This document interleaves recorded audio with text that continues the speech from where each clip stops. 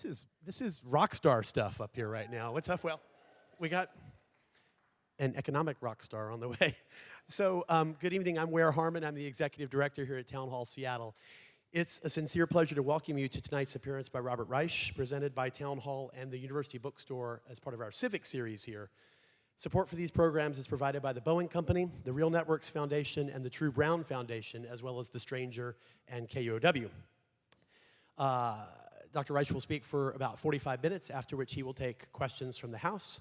We would ask that you come to the microphones at the edge of the stage. There's one there and one there so that we hear your voice on the recording being made this evening, and also so that folks who are using our assisted listening system, our hearing loop system, will be able to hear what you're saying as well.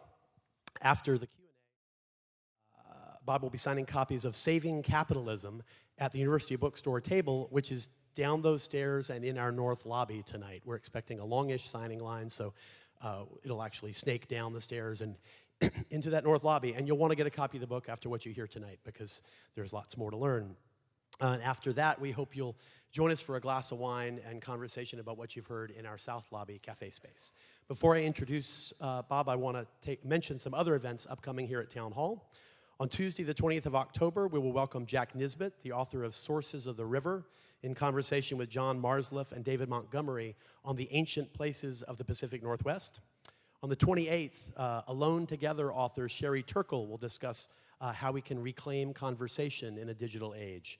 On the 30th of October, Melanie Verveer and Kim Azzarelli will deliver a talk called Achieving Power in our downstairs space. Beyond the above, October and November are packed out with programs including biographer John Meacham on the legacy of George H.W. Bush, nutritionist Marion Nessel on defeating, what, did I hear a hiss? Too easy.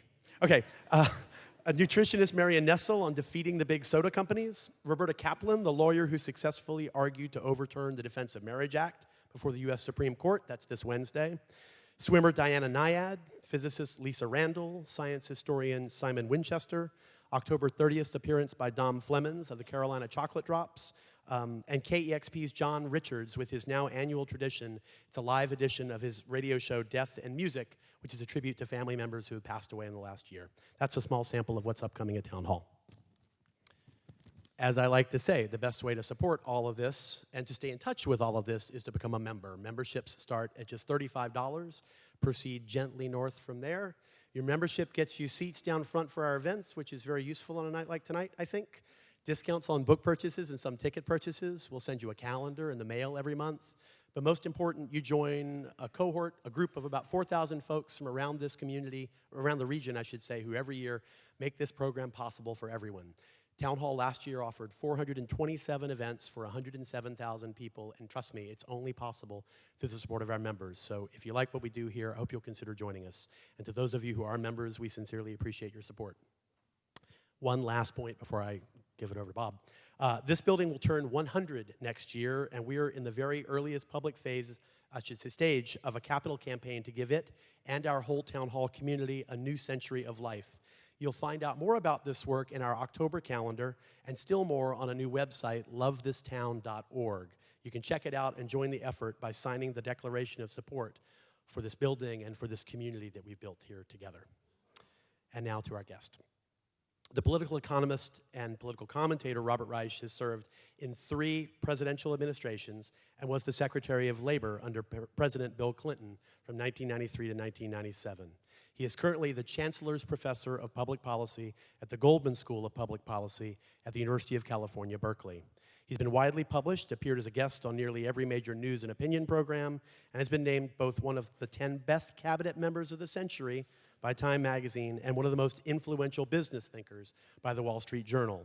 He is the star of numerous YouTube videos. If you haven't seen them, they're brilliant, including The Truth About the Economy, which clocks in at approaching 2 million viewers. And he was featured in Inequality for All, which won a special jury prize at Sundance for documentary filmmaking in 2013. He is also notably the author of 14 books. I will not list them all here, but I will say they have titles like Aftershock, The Next Economy in America's Future, The Work of Nations, and Beyond Outrage, What Has Gone Wrong with Our Economy and Our Democracy and How to Fix It. Home stretch. His latest is called Saving Capitalism for the Many, Not the Few. It's the subject of tonight's talk. You can pick up a copy of the book at this table afterwards, take it down and have it signed by him afterwards. We know you will want to. His ideas and energy are always clarifying for this community. It's a pleasure to be able to invite you all to welcome back Robert Reich. Thank you very much.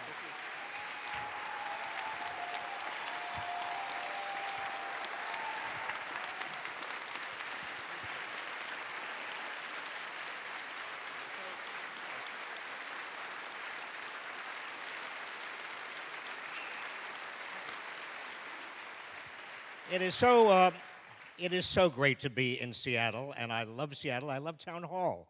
You are so fortunate. I mean, not fortunate for tonight. You're just fortunate to be here and to have this wonderful facility. I'm here in Seattle this time because of a book. I'm flogging a book. You know what flogging means? The title of this book, I've been on the road for 2 weeks, actually. I was much taller when I started. The title of this book has, I was in Cincinnati just the week before last, and several people were offended. They said the title, Saving Capitalism, it sounds like there's something wrong with capitalism. You want to save it, but it's perfect. Why are you going to save it? And then, of course, when I got home to Berkeley, a lot of people have been offended. Why do you want to save it? So the title I chose actually has offended everybody, which is sort of a good thing, because if you want to get people riled up and talking, you want a title that does that. But the subtitle is actually the most important thing. For the many, not the few. That's what I really wanted to emphasize.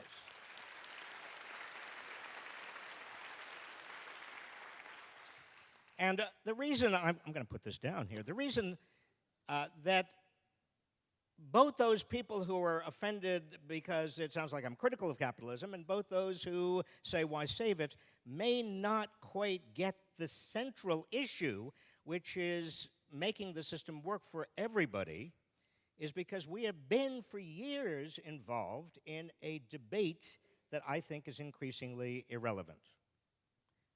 And I've been part of the debate. I mean, very often I come out and I debate people. I debate usually conservatives or Republicans or people who describe themselves that way. And we start debating whatever it is, climate change or education or, I mean, you name it, foreign policy. It doesn't matter, because within about 5 minutes, the issue comes down to whether do you trust the market more, or do you trust government? Or who do you trust least, market or government? And we get into that, and I for years have sort of thought, well, wait a minute, there's something really fundamentally wrong. This has to be a distraction from the real issue. Because it's not possible to have a market without government. I mean, if you think about it, there's no market in a state of nature. It's just survival of the fittest and the biggest. I remember when I was a kid on the playground. That was not a market.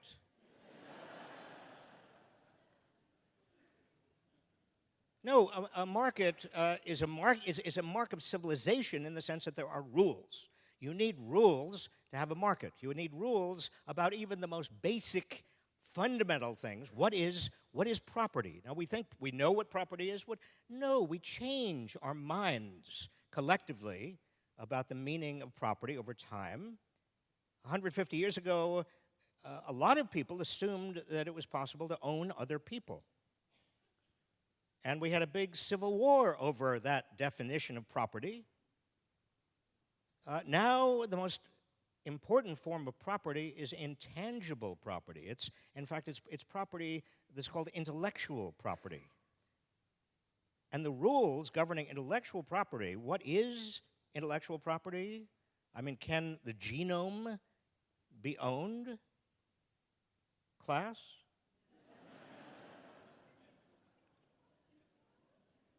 But you see, all of these rules, and the rules governing everything, the basic building blocks of capitalism, contract and property and bankruptcy, all of these things we take for granted, but they are constantly being they're constantly being revised and adapted and altered, not only by judges, but also by legislators at the state level, at the federal level, also by administrative agencies. Without all of this activity by government trying to define and enforce a market, we wouldn't have a market. Government creates the market. So when I get into these debates with conservatives over whether I prefer a market or government, and I start thinking this is a profound distraction from something else. What's it a distraction from? It's a distraction from debating what we really ought to be debating, which is, does this system, this government market system, this political economic system, is it working for most of us or is it not working for most of us?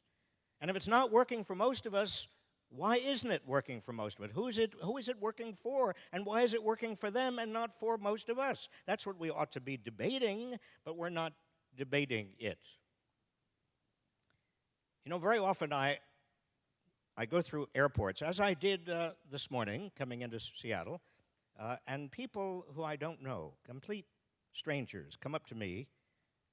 And this morning, I was passing. I was coming out of the gate, and somebody came up to me. I didn't know who she was. She said to me, "Can you believe it?"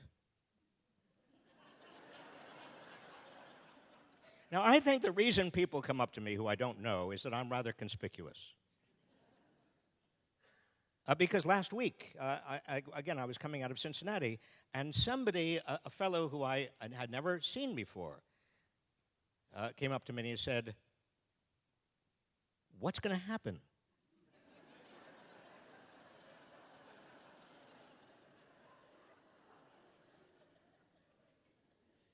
Now, I want you to put yourself in my place.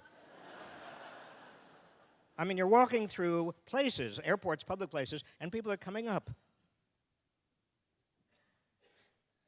About 3 weeks ago, somebody said, "What are we going to do?" Now, I have decided that actually what all of this is, and it's been going on, it's actually been increasing over the last year, but it's kind of my own version of a free-floating focus group. And what people are doing when they're coming up to me and they're saying, "Can you believe it?" or "What's going to happen?" or what are we going to do? Or how is it getting? How did it get this bad? Or whatever. This is people simply expressing a lot of anxiety and worry.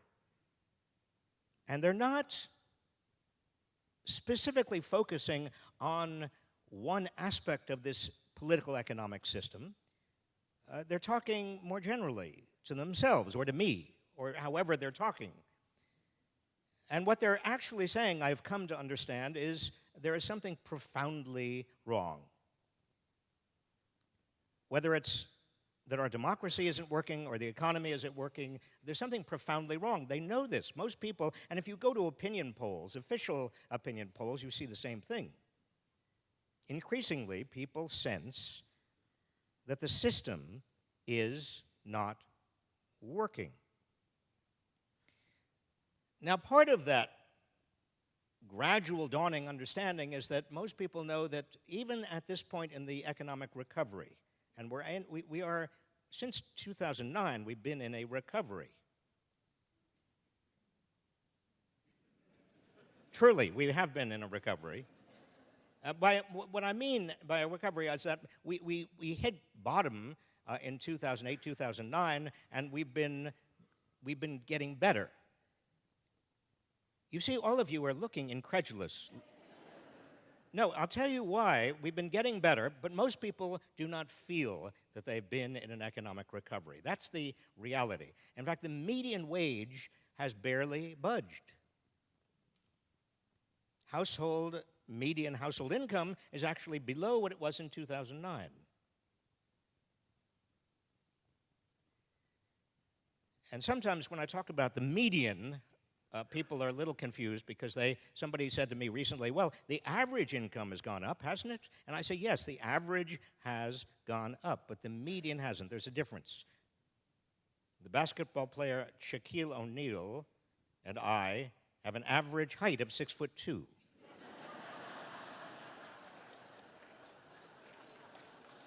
Do you get my drift? You see, the people at the top can bring up the average, but that doesn't reflect necessarily where most people are. And what has happened over the last 35 years, but it's only become very apparent to people after the Great Recession started, is that almost all the economic gains have gone to the top. Everybody else has been pretty stagnant. Now, sometimes when I say this, people get very nervous. They accuse me of being a class warrior. I am not a class warrior. I'm a class worrier. There is a difference, not just a couple letters. I worry because the trend that we've been on, which is not, again, it's been apparent the last few years of the recovery, but it's been going on for much longer than that. The trend we're on is not sustainable. It's not sustainable economically because when almost all of the economic gains go to the top, the middle class, which used to be the vast middle class, it still is pretty vast, and the poor don't have enough purchasing power to keep the economy going. And that's one reason this recovery has been so anemic. It's been just about the most anemic recovery on record. What you normally expect when the economy goes down into the ditch or into a recession is that you get a recovery that is sort of the mirror image of how far down the economy went. So that, for example, in 1933, the economy was in a very, very deep hole. And then in the end of 33, 34, 35, there was a lot of economic growth coming out of that deep trough. So many people naturally predicted that although the 2008 and beginning 2009 ditch was not nearly as deep as 1932, 1933, still the assumption was it was deep enough. It was the second deepest trough we've gone in. There would be a fairly strong and brisk recovery, but there wasn't. And one of the main reasons there hasn't been is because the middle class has not had very much purchasing power. You know, see, this goes back to the notion of who creates jobs. You know, one of the mythologies that I address in the book, but you need to understand, if you don't already, you probably do, that is CEOs and businesses and Wall Street, they don't create jobs. They are not the job creators. Can I make that absolutely crystal clear? The job creators are people who are buying goods and services, and that's really has been historically the middle class and the poor because they're the ones who spend their money. If all of the money or most of the economic gains go to the top, and this is here, I'm not making an accusation, I'm not blaming anybody, I'm just making an economic truism, stating a truism, I'm not making a truism, that if all the gains go to the top, then you know, the people at the top don't spend all of their money, and that's fine. They can save it. That's lovely. I'm glad that they can save it, but that doesn't create a lot of economic activity. It doesn't create jobs.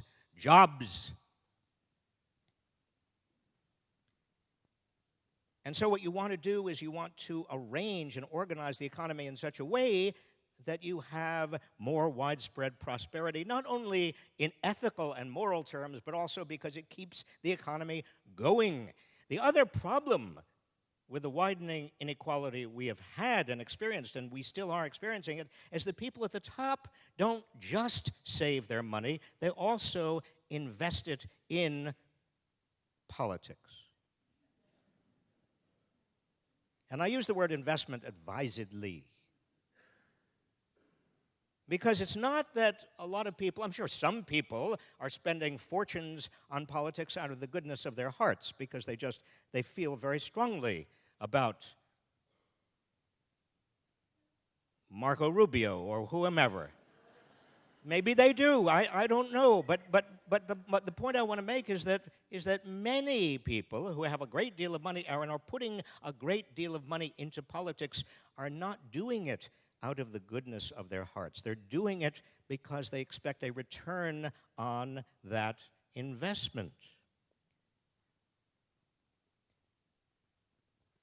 Now, a few years ago, when anybody asked me why we are seeing such widening inequality, why we made the big U-turn in America from the 20, 35 years between the Second World War and 1980, when prosperity kept on widening and more people partook and took advantage of and gained a foothold in the new economy, why we took a big U-turn, and then the next 35 years we seem to go in the opposite direction. I would basically attribute the change to two things. One would be globalization. Rarely in history has a word gone so directly from obscurity to meaninglessness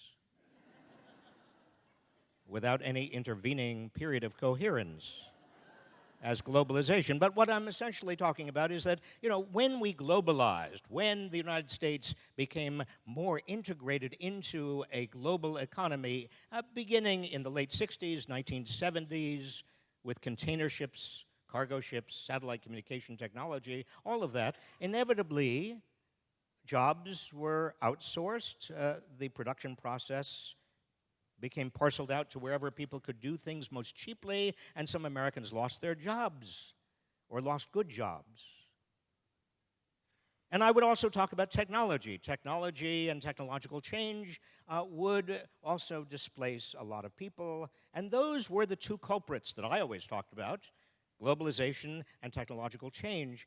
But in recent years, I could not ignore the third big factor, which has to do with the ability of big corporations and big Wall Street banks and very wealthy people to get changes in the rules of how the market is organized that benefit them, that enhance their wealth.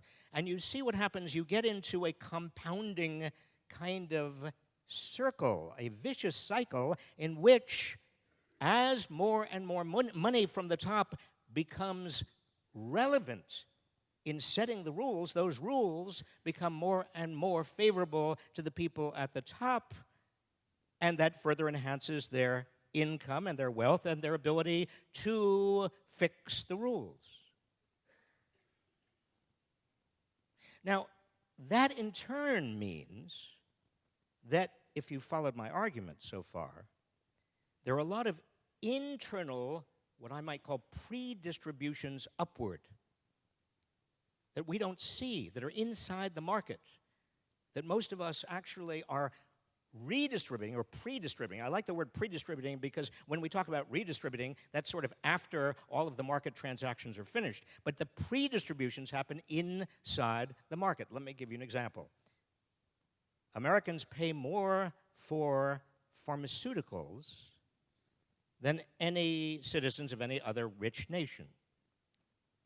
Now, why do we pay more for pharmaceuticals?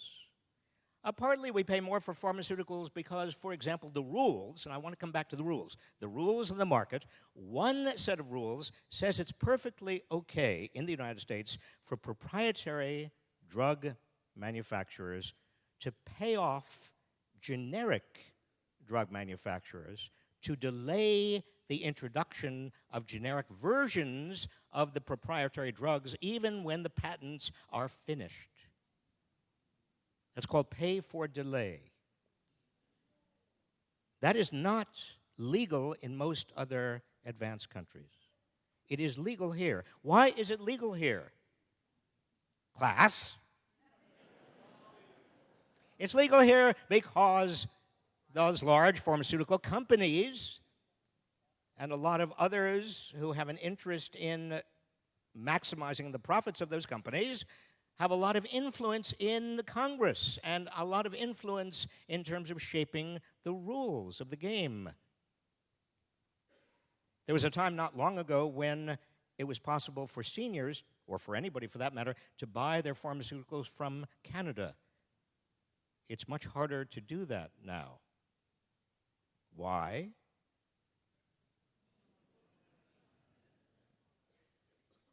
And we could go on, all specific rules that are different here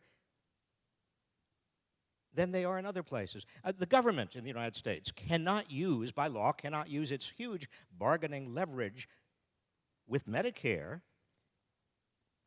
to get lower drug prices, cannot use that bargaining leverage to negotiate lower drug prices in the United States. Why not? Class, we ought to have a repeating cadence. But it's almost everywhere you look. We are paying, you are paying, I'm paying more for internet access than the citizens of any other advanced industrial country, and we get slower internet service than anybody else. I don't know whether that's true in Seattle, is it?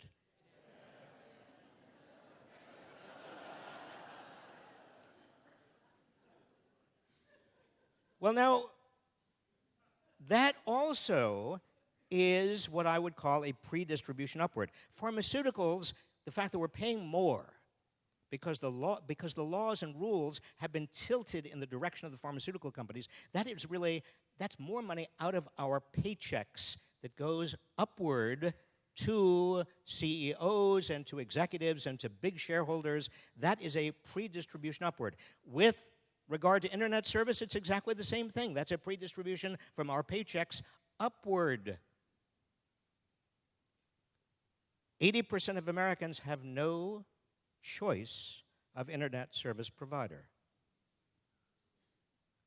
Now, why is that, class?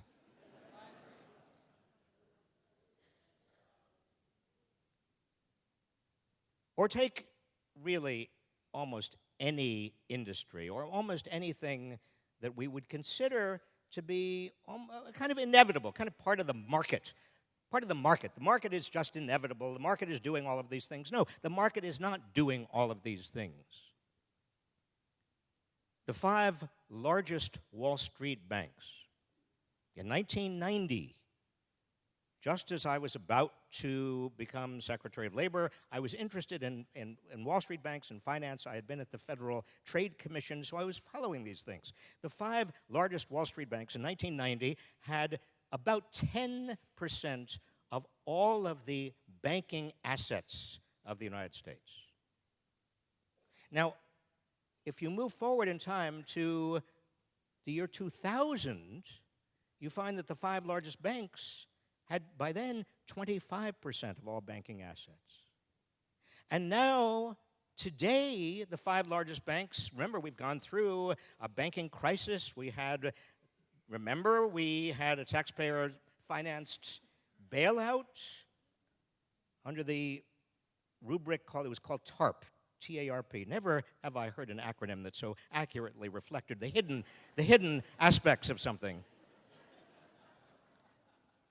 Well, today, the 5 largest banks have 44% of all banking assets, which gives them a huge amount of market power, which enables them to not only charge more in ways that escape most of our notice, quite frankly, but also at the same time gives them a lot of political power.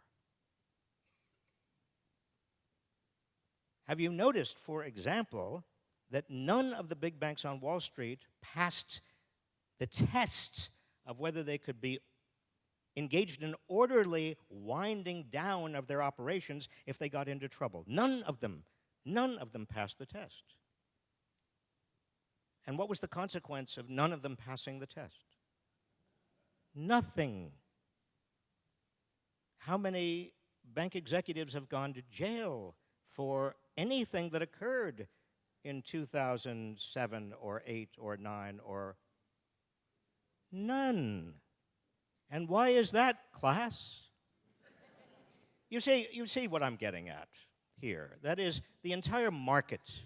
Instead of thinking of it a choice between market and government, we really have to understand that it is government setting the rules, and the question is, are the rules being set in favor of all of us or in favor of a small number? And is that small number rigging the game in ways that cost us?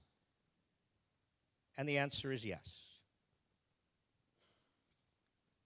Washington is awash in money. I first came to Washington in 1967. I was an intern for Robert F. Kennedy in his Senate office. My job for months was to run his signature machine. It was not the most dramatic and exciting or even important job in Washington. There was a pen at the end of a long wooden kind of arm that was connected to a little motor. And my job was to take all of the letters that the secretarial pool, as we called it in those days, had written to all of the constituents of Robert F. Kennedy in New York State under his signature, and line them up carefully so that when I turned it on, pressed the button, that Robert F. Kennedy was exactly in the position it needed to be. This was an important, I kept telling myself, job. And I was so bored that about 2 months into the job, I actually came into the office. I hate to keep it in this room, if you would, because I could get into trouble even now. I would write letters on his official stationery. I would type them up to my friends.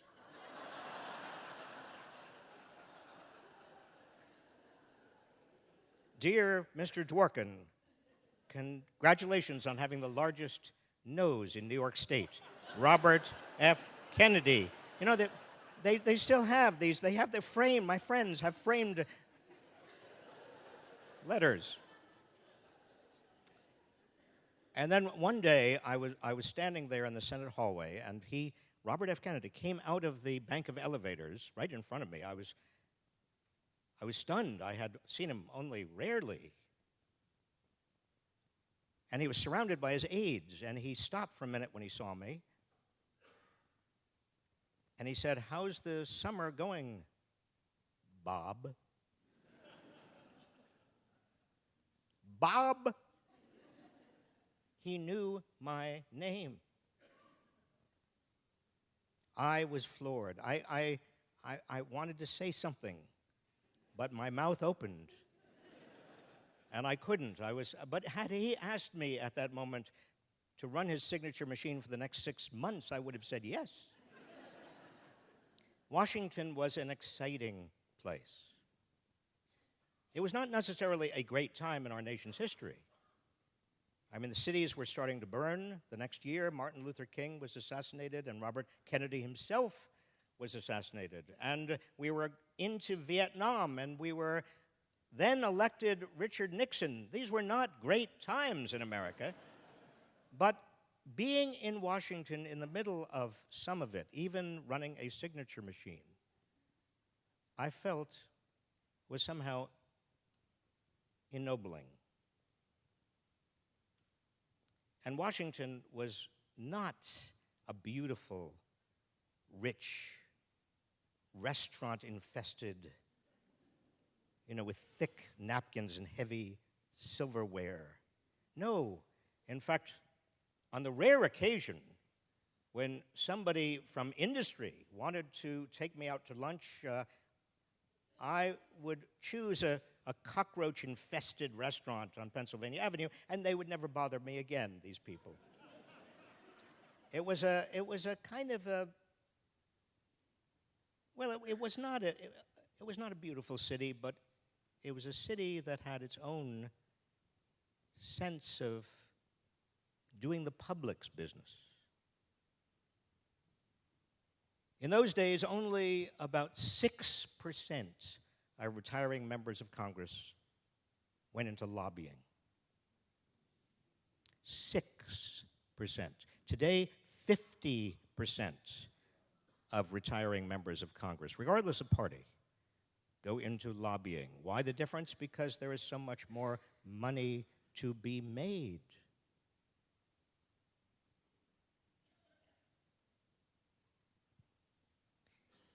And so the question really becomes, how can we unrig this system? I could stand here and give you all sorts of public policies that I think are important public policies. That is not really the issue.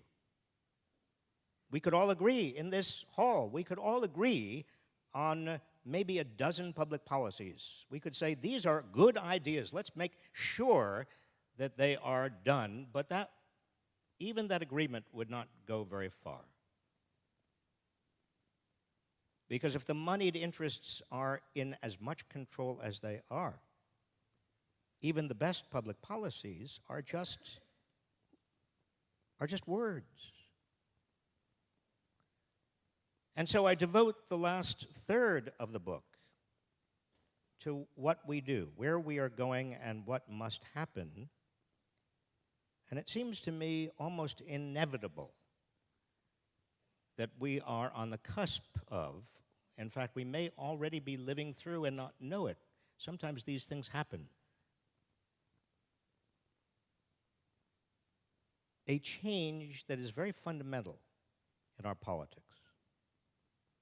In the book that I wrote, really most of it about a year ago, I said the big division in the future is not going to be between Republicans and Democrats or even liberals and conservatives. The big change and the big division in the future is going to be between the establishment and the anti-establishment. That is, between people who have run things for a long time and are in the habit of running things, and people, on the other hand, who don't want things to be run the way they have been, are more, let's use the term, populist. Now, that was long before people like Bernie Sanders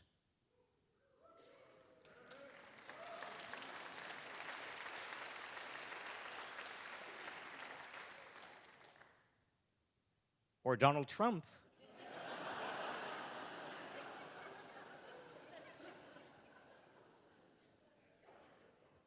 You know, a year ago, I don't know about you, I like to think of myself as somebody who understands politics. I've been in and out of politics for most of my adult life, and I kind of assumed that Hillary Clinton and Jeb and Jeb Bush would be shoo-ins, didn't you? I mean, it was even. I was making the argument that there was a certain odd efficiency to it because we could use all of the old bumper stickers all over again.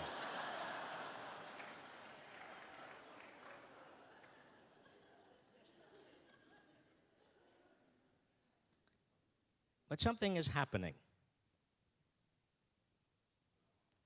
And again, sometimes we don't know it until we look back on it years from now.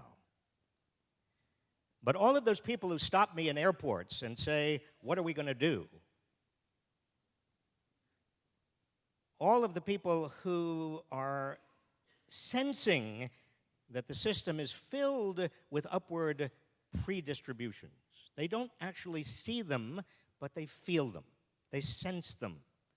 They feel like the game is rigged. Hillary Clinton, when she started her campaign, I've never heard a presidential campaign start by somebody who said, the deck is stacked in favor of those at the top. Those are the words she actually used. Her husband, in 1992, I was there in Little Rock when he started his campaign, the idea that he would say anything of that sort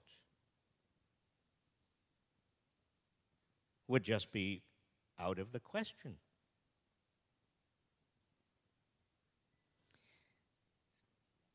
The interesting thing to me also is that when I talk, and I've been on this book tour now for a couple of weeks, as I said, I've been in Cincinnati and St. Louis and Kansas City and Iowa City, and I've been to places that I don't normally go to sell books,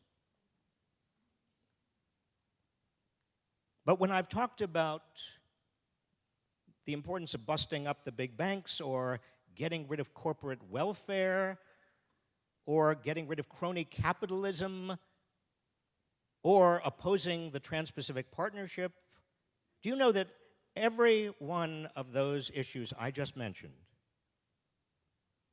was overwhelmingly positively greeted by people who told me they were conservative Republicans?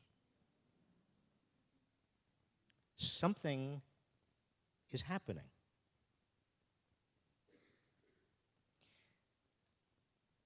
I am, by nature, very optimistic. I've always been optimistic, but I'm particularly optimistic now. And people, when I say that, people look at me almost cross-eyed. How can I be optimistic when I've just given you a bill of particulars about how we're getting more and more unequal, how almost all of the economic gains are going to the top, how we are seeing a vicious cycle in which more and more power is being translated into abilities to gain more and more of the economic gains because of the rule changes, and I gave you a small sample. There are many, many others. I have to give you one more. I just thought of one that I wanted to share with you, and then I'll get back to my optimism. Bankruptcy. Now, some of your eyes just glazed over when I said that. No, bankruptcy is very interesting and it's very important.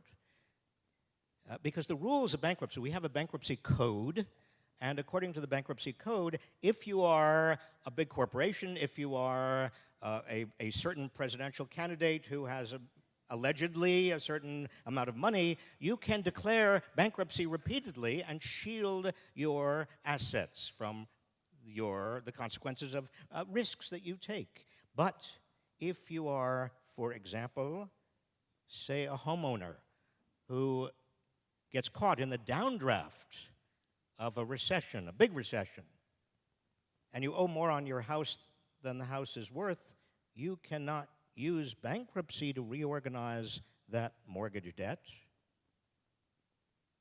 Or if you are a former student laden with student debt, in Des Moines recently, I ran into somebody who was 65 years old, and she still had student debts. In fact, her student debts were growing. They weren't shrinking, they were growing because she was behind the curve, and she was afraid. She had just heard that her Social Security was going to be garnished.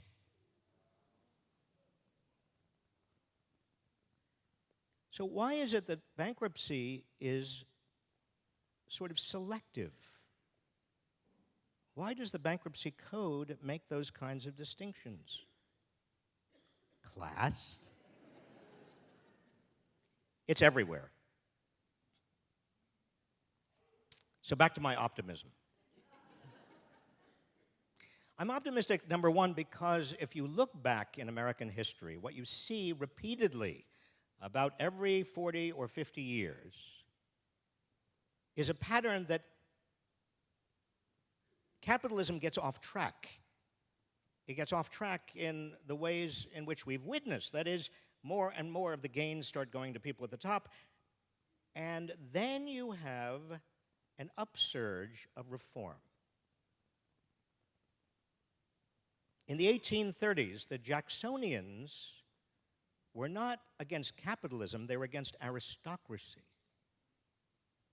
And they made many changes in the way corporations can be formed, and also in suffrage and very other things. We don't really talk about it anymore. Nobody even remembers what the Jacksonians did, but we do remember the progressives. After that first Gilded Age of the 1890s, when you had the captains of industry basically running America, putting sacks of money down on the desks of pliant legislators. At the same time, we had extraordinary poverty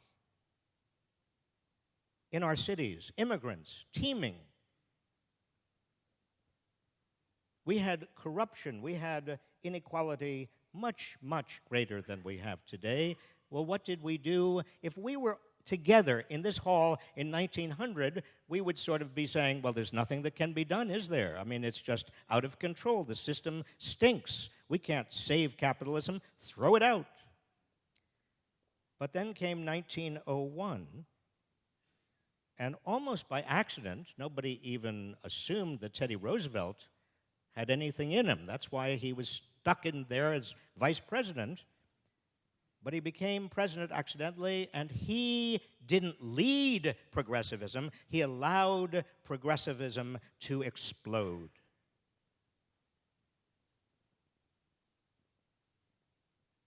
And then again in the 1930s, Teddy's fifth cousin, Franklin. And then for some of us, in the 1960s, I don't know how many of you may remember the 1960s, but we had advances in civil rights and in voting rights.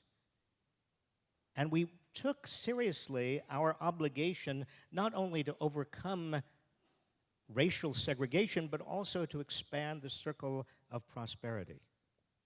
And we worked very, very hard. We didn't succeed, but we never have succeeded entirely. We made the effort. Medicare, Medicaid, we had huge amounts of poverty among seniors until Medicare and Medicaid. And then in 1970, the Environmental Protection Act. People forget how much energy, how much reformist energy was let loose in the mid-60s up to 1970. What I want to stress with you is that my optimism comes from our history. When things get off track, we put ideology aside, we roll up our sleeves, and we get on with what needs to be done. We don't get hung up on false debates about government or market. We don't obsess about false debates about redistribution after the market has completed its work. We actually start looking at the structure of our economy. And we will do that again. We're already starting.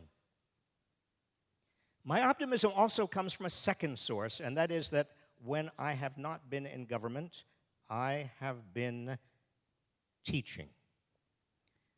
And I surround myself these days, as I have tried to for many, many years, with people who are aged between 18 and 25, most of them. I defy anybody in this room the possibility of staying cynical when you are surrounded by people who are 18 to 25. Because this current generation, and I don't mean only at the University of California, Berkeley, because I was at the University of Texas about a month ago. I was at the University of Chicago 2 weeks ago. What I find is an idealism and a commitment to public service I have not seen in decades. That also makes me optimistic. And the third reason I'm optimistic is because I don't like the alternative. One of the hardest things for any of us to do is to get out of our bubbles. Now, I know Seattle is not in a bubble. But Berkeley and San Francisco are sort of in a bubble. You know, I moved 10 years ago. I used to be in Cambridge, Massachusetts. I used to teach at another institution whose name shall remain anonymous. And I drove across the country 3,000 miles. And that Cambridge, Massachusetts is a bubble. That is a bubble. That's a bubble inside a bubble. And I drove 3,000 miles across the country, and I got to Berkeley, and I discovered that I was in the same bubble. one thing we need to do is to talk to people who disagree with us. That's the only way we learn anything. That's what I tell my students, and it's true. What we'll discover as we start talking across party lines and across ideological lines is that there are degrees of agreement we had not imagined. When I drove a Mini Cooper, actually, 10 years ago across the country. I discovered there are no Mini Coopers in Oklahoma. Or at least there weren't 10 years ago. I was actually in a gas line in just outside Oklahoma, waiting for gas, and these truckers came up to my Mini Cooper, and they tapped on the window. And I put down the window, and I said, "Can I help you?" And they said, "What is this?"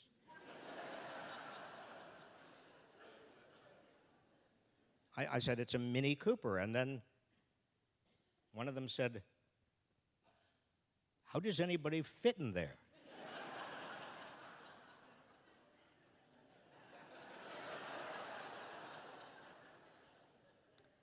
I did. I opened the door and I got out and I stood there and I said, "No problem."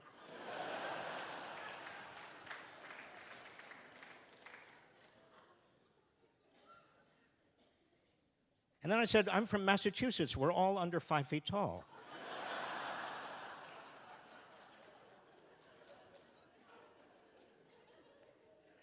They turned around, mumbling something. But we have to get out of our bubbles. It is critically important. So I wrote Saving Capitalism for the Many, Not the Few, in part as a guidebook for finding how to begin that conversation and what to look for in seeing what I see as that inevitable turning point, that inevitable tipping point that we are already in the midst of. Now, one final point I want to make is that populism can take two different forms, and I don't think it is good to get mixed up between the two different forms. One form of populism, and I'll use populism simply as a generic way of expressing a sense that the people need to fundamentally change what is going on, the status quo, the ruling class. One form of populism we have seen historically in the United States in the examples I gave you.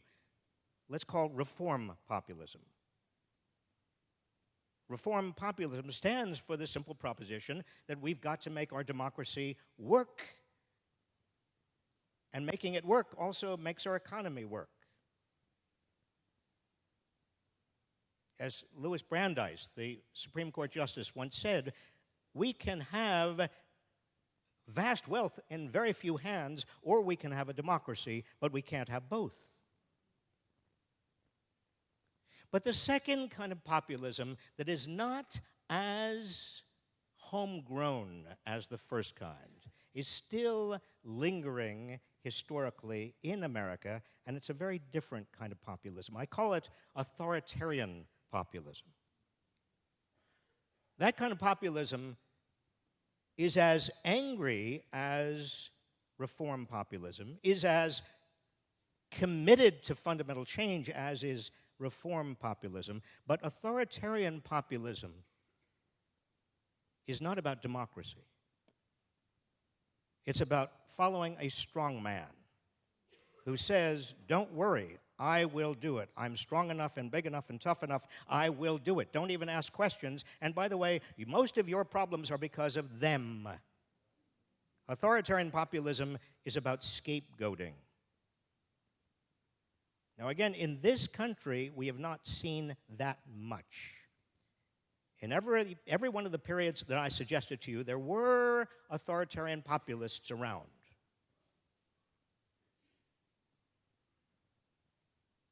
I remember when I was a boy sitting, watching television. We had a little television. I think the screen was about this big. And I remember sitting with my father, and we were watching the Army McCarthy hearings. Joe McCarthy was sounding off.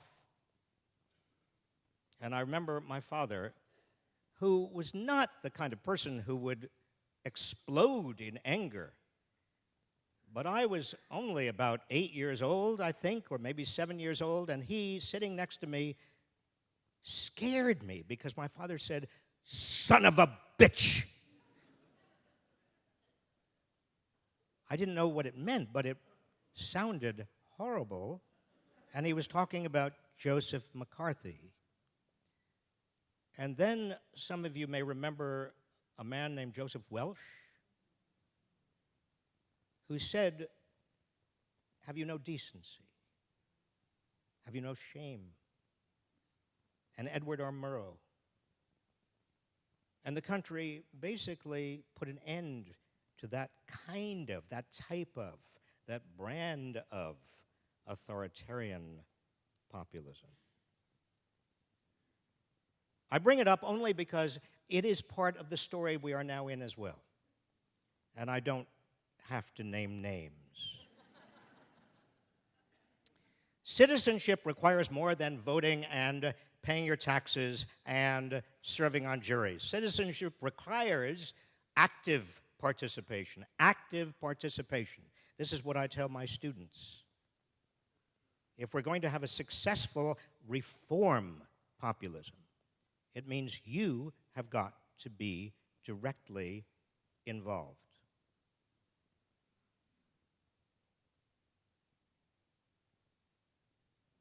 In 1936, Franklin D. Roosevelt was running for re-election, and the story goes, a lady came up to him and said, "Mr. President, if you are re-elected, and I will vote for you if you promise to do this and this and this and this and this." And she gave him 5 things she wanted to get done. And he said to her, "Ma'am, every one of those 5 things I would like to do, but if I'm re-elected, you must make me."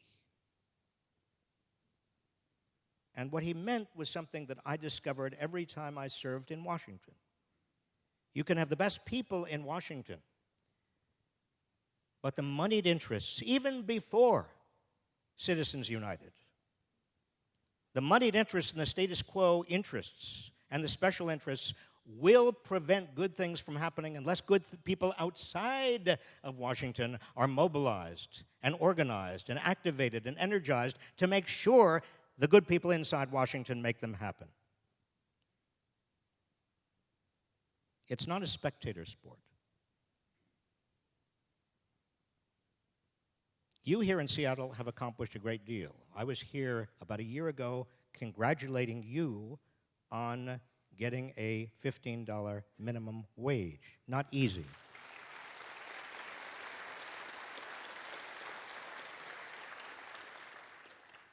And that was citizen activism.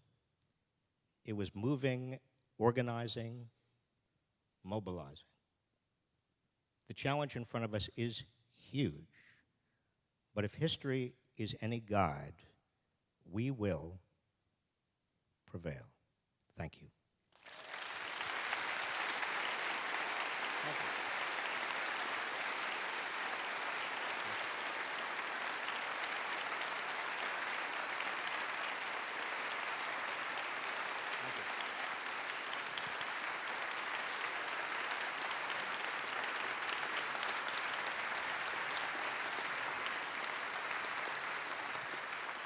And now we have time for some questions.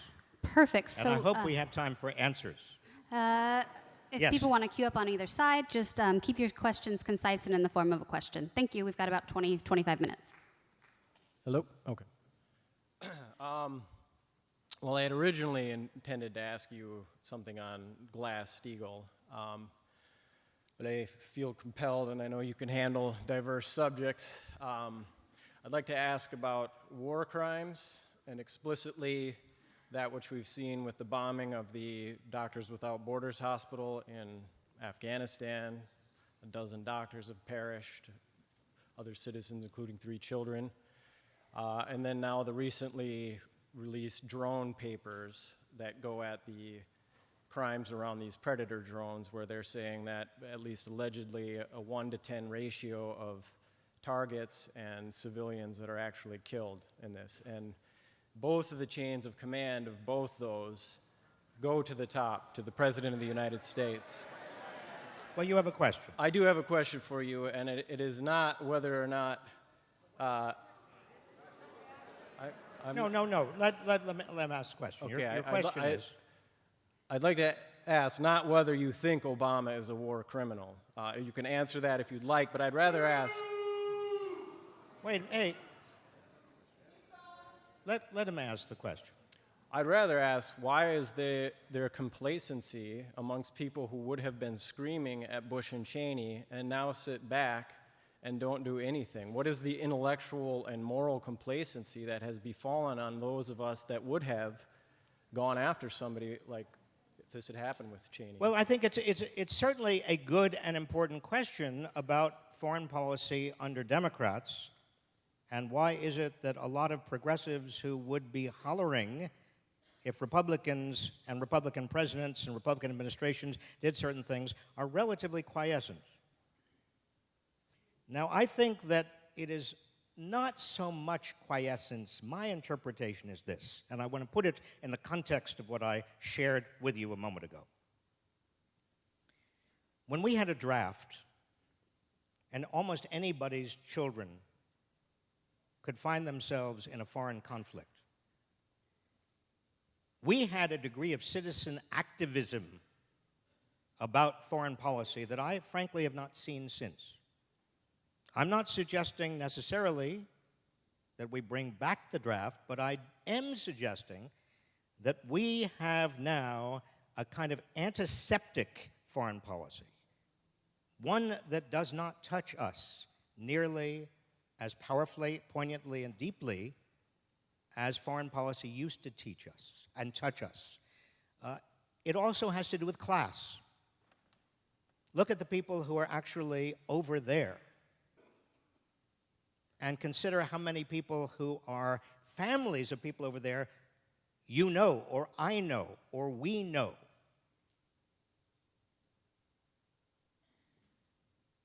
I think that foreign policy has become something that we are less interested in as a nation, and that is a terrible danger to us.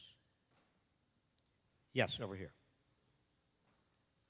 Okay, this is a similar question. Alan Greenspan's probably most famous comment that I can recall was, derivatives are great, they spread the risk, but there's one problem. They create a systemic risk. And many people are saying that we're looking at either a hyperinflationary blowout or a deflationary blowout. And at the same time... So wait a minute, I don't want you to be subjected to the same... Okay, hold on. Let me finish my question. That the former questioner was asking. Okay. So you want to get to get to your question. Well, here, and then at the Democratic Party debate, I was shocked because I saw all 5 candidates genuflect. I'll get to the question. Genuflect No, you have to get Obama. to the question, because otherwise... So the question I have for you is, do you, like the 5 other Democratic candidates, fully support Obama and fully support what he's done with the Dodd-Frank bill and the TPP and all of that? And would you support him being in office doing that systemic breakdown? No. All right.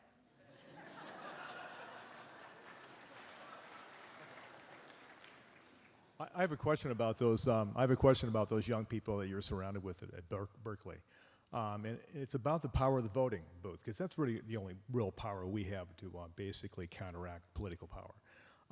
The millennials voted in droves, and I was actually excited to see this in 2012, but it tailed off in 2014. They weren't the only group that did not vote as well as 2012. Do you think they'll return to the voting booths in 2016?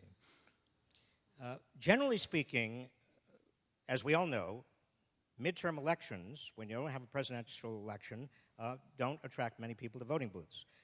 When you have an incumbent president, you have fewer voters than when you have an open election, as we are facing in 2016. But the interesting underlying question is what is going to get people to vote? Because the long-term trajectory, even in 2008 or the year 2000, is we have had fewer and fewer people voting. Why are they not voting? I think it has to do with a general sense of cynicism. They don't feel like their votes matter. And cynicism, again, is our greatest obstacle to effective change. Now, part of it is voter suppression, part of it also is gerrymandering, part of it is, I mean, there are other things that are going on as well. But I believe that the candidate who is going to win in 2016 is the candidate who engenders the most enthusiasm in terms of actually people getting off their fannies and working, not just going to the voting booth, but actually working. And that's why I am, and I'm not going to say who I'm for, because wait a minute,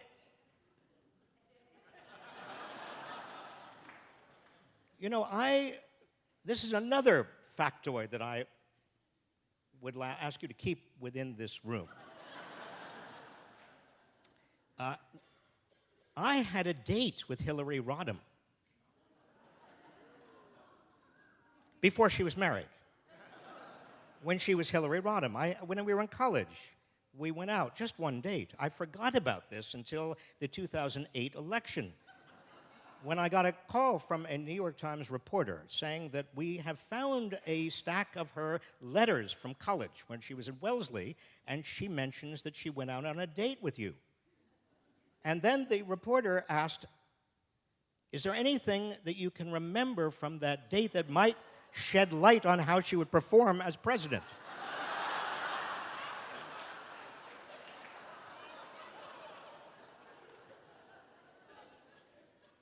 And I didn't know what to say. I barely remembered the date. And so with my tongue firmly planted in my cheek, I said, well, all I remember is she wanted an inordinate amount of butter on her popcorn.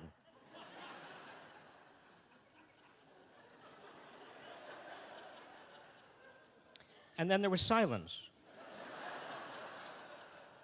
And I thought he'd hung up. I said, hello, are you still there? He said, I'm just writing all this down.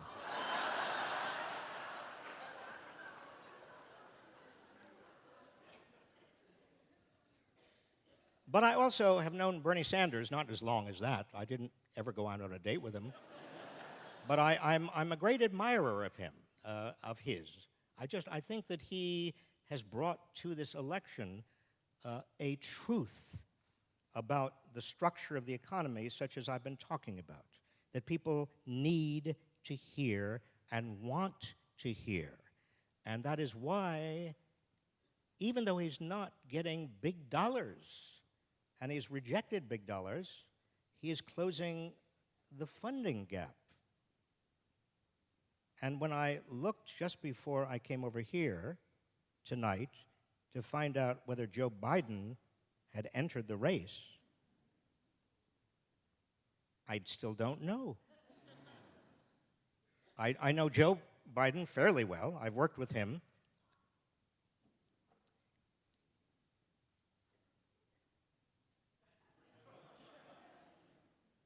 I want to declare very clearly for you all that I will not vote for a Republican for president. Now,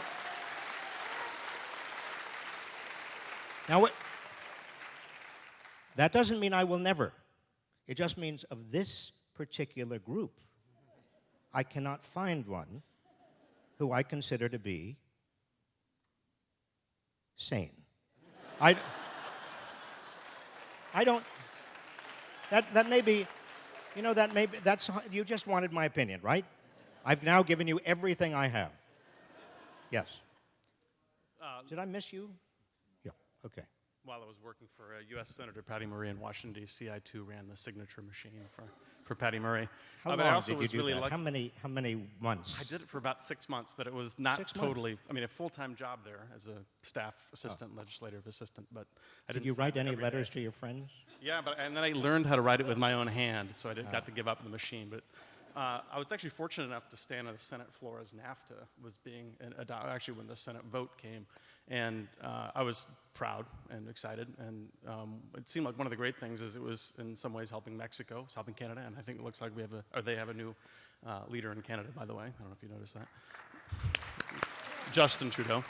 But my question is, what is it about TPP that is so much more vile to a lot of people than NAFTA was? And I say that, I suppose, somewhat out of ignorance. But Well, I'll tell you why I think, I always had, and I'll be very candid with you, inside the administration I had a lot of problems with NAFTA because I didn't think that the labor protections were strong enough.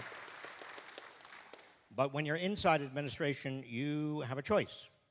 You can either work inside and make the best case you can inside and try to argue the administration's position outside, or you can leave.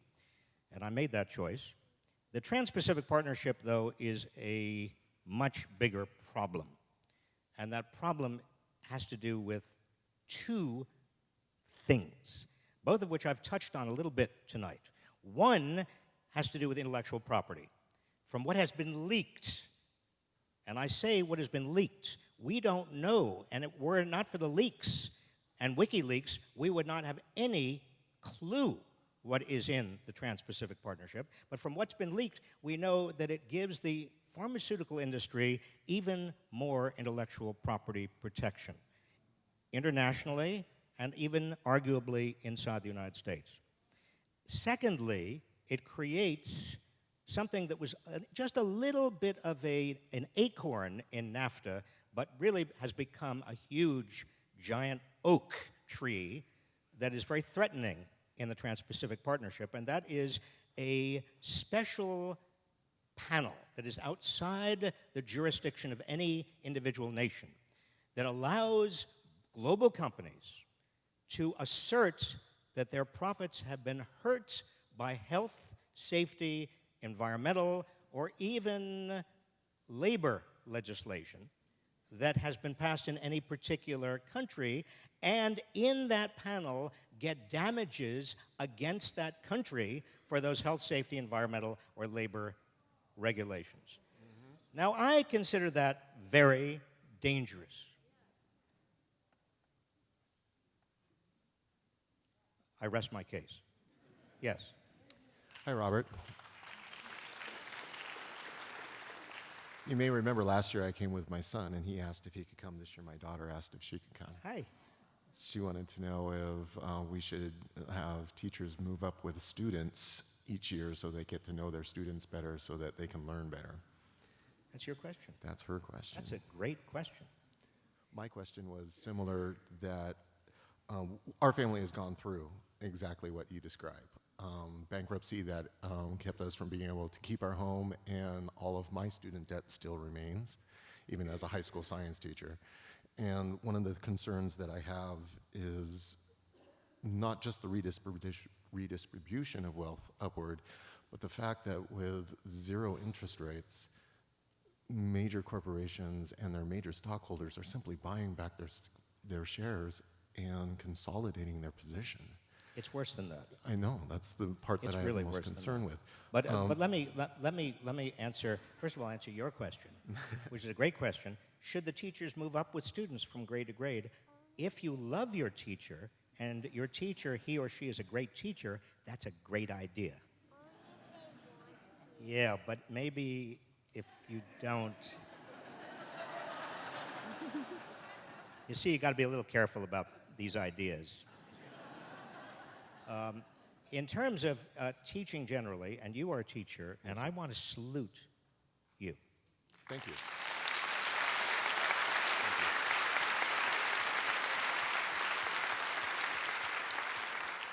Well, you know, one thing that worries me a little bit about this, this mood of scapegoating we're in is that we are even scapegoating our teachers. where what we ought to be doing is honoring them and respecting them and putting them on a pedestal they deserve. Thank you.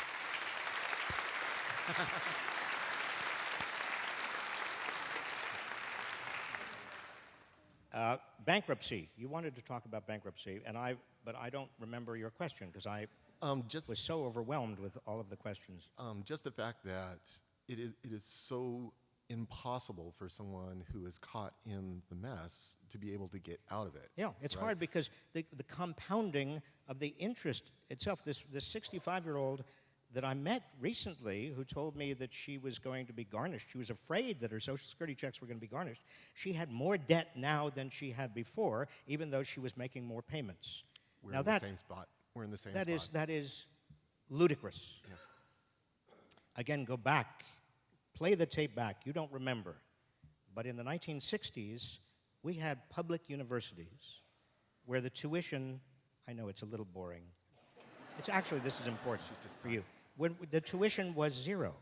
Right.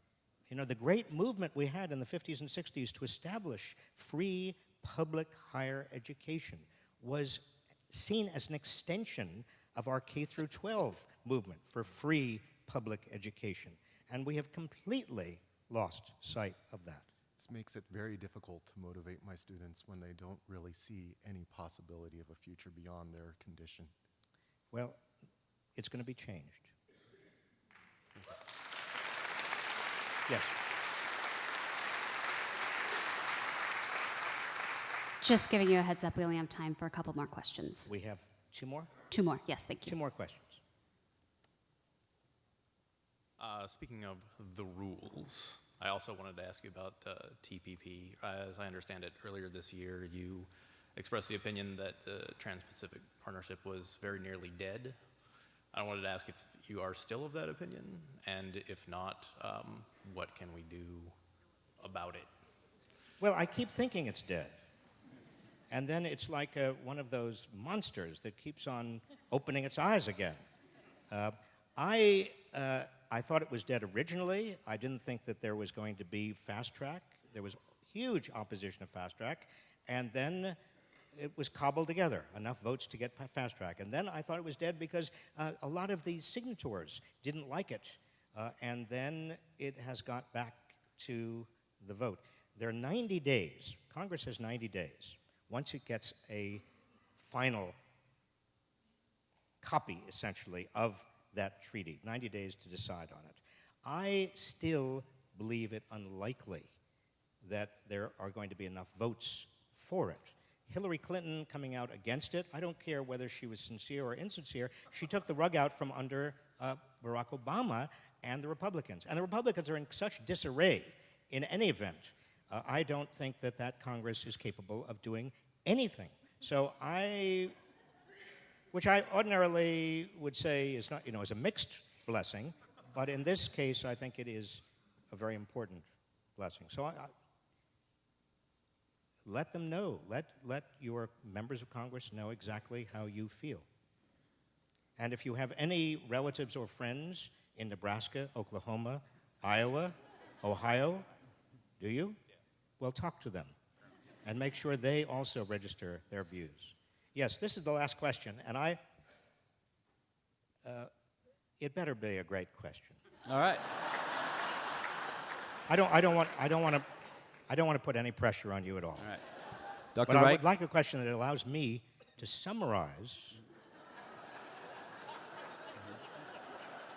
All right. With a great kind of exhortation. Beautiful. I hope to give you that question. So, Dr. Reich, I'm glad to hear that you're optimistic. But when I look back at the historical record, FDR was talking about a second Bill of Rights in 1945. If you go back and read the words of Martin Luther King Jr. in a 1966 leadership retreat, he said, and I quote, "There is something wrong with capitalism.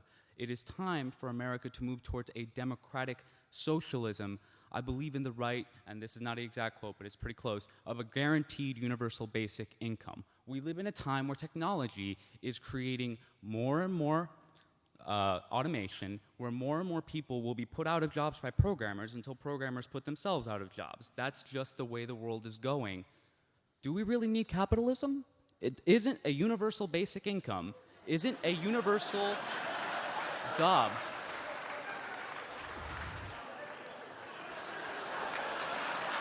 Now listen to me. First of all, I want to give that to you. Thank you. Now, let me say something else.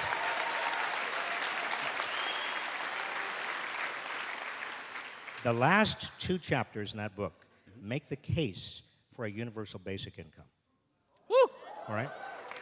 Is that still capitalism? Okay, but the reason I don't call it democratic socialism is that even countries like Denmark and Sweden and Norway that are arguably democratic socialist, they are still capitalist in the sense that their basic economic structure is private property, the free exchange of and voluntary exchange of goods and services. Even communist China is becoming more and more capitalist. So instead of, what I really want us to get to, instead of talking about the isms, ask the fundamental question, which is this system working for all of us, giving us all a fair shot, or is the system biased in some very important structural ways? And if it's biased, how exactly do we unrig that system? Okay. Now, so it will explain it. This.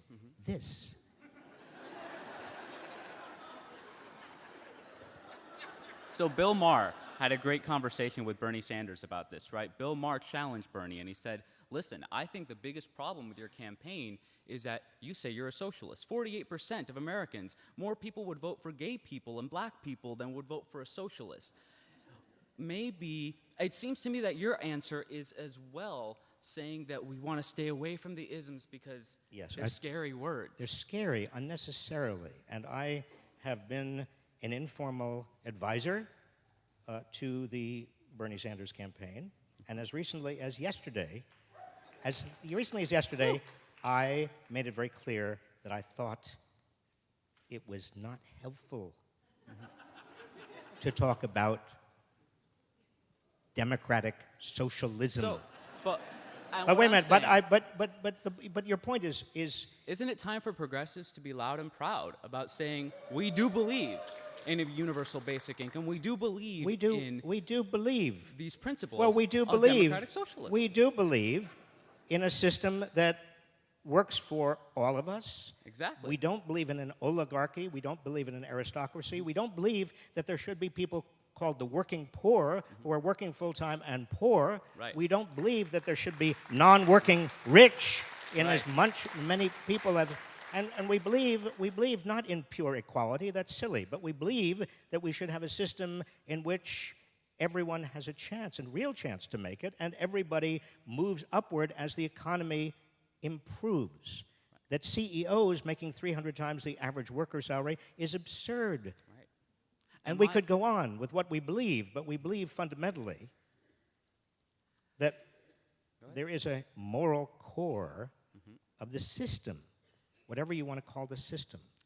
That's what I think Bernie Sanders is doing, because if you look at the Reagan Revolution, if you look at the way the neoconservatives have changed Hand me the book back. the way we talk about these concepts, why can't we own these concepts? Why can't we say Okay, I we think want to be that progressive? we would like to sum this conversation up.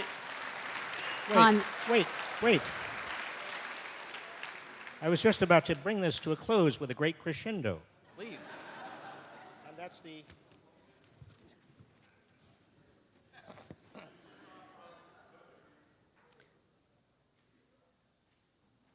The vast majority of the nation's citizens do have the power to alter the rules of the market to meet their needs. But to exercise that power, we must understand what's happening and where our interests lie, and we must join together. We've done so before. If history is any guide and common sense has any sway, we will do so again in ways that I outline. Thank you. Thank you.